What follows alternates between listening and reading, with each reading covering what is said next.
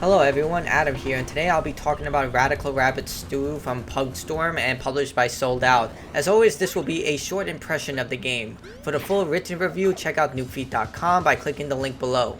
So Radical Rabbit Stew is an action puzzle title where players take control of a chef. The chef and his friends work at a space diner creating exotic and tasteful dishes, but a rabbit queen is jealous of their food after eating bland vegetables for so long and kidnaps all the chefs with the exception of the protagonist, who is able to evade her minions.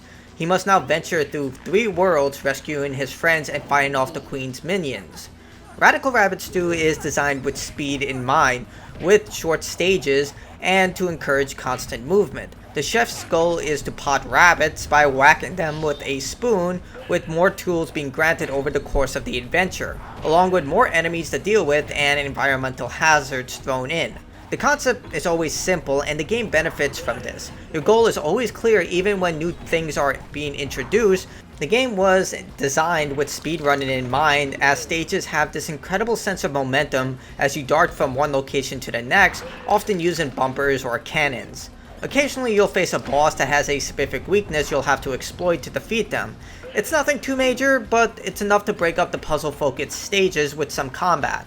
Puzzles themselves are pretty simple, focusing more on precision and timing than critical thinking.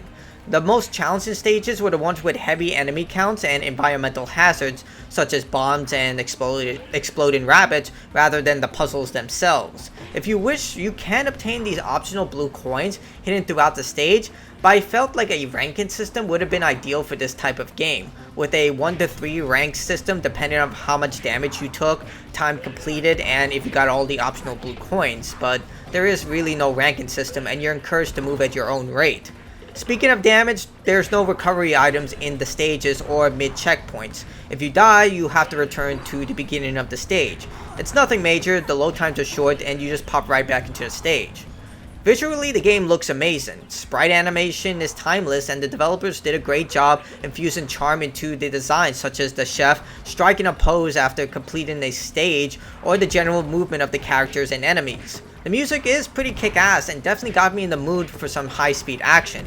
Overall, the visuals and musical score complemented the game's atmosphere and direction. If you're creative, you can design custom stages using the stage builder. All the tools used to create the game's main stages are available to the player, but I couldn't find an option to share stages with other players, which would have been great. I'm not sure if it's in the game, but if it's not, that's a huge missed opportunity.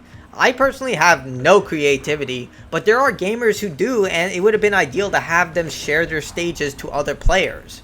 There is a multiplayer option that has up to 4 players competing to pot as many rabbits as possible while beating one another with spoons. It's fun, but it doesn't have anything meaningful to unlock, and without a progression system, the game's multiplayer mode will be hit and miss for most players. You'll either enjoy it for a couple of matches or totally ignore it.